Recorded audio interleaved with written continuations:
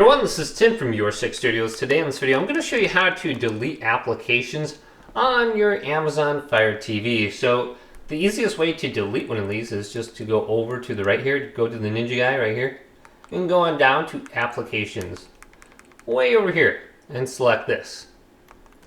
Then we can go to the applications, manage install the applications, and we can decide the apps to delete.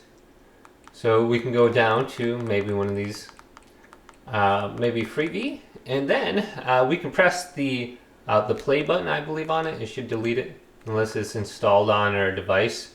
Looks like this one is one of the ones that come with it, like bloatware or something. But here's one I can delete. Hulu, I can press the play button on it, and I can go to confirm and just delete it off my Fire Stick now. So it's uninstalling the app real quick. And I can do this to other ones like Peacock too, go to confirm.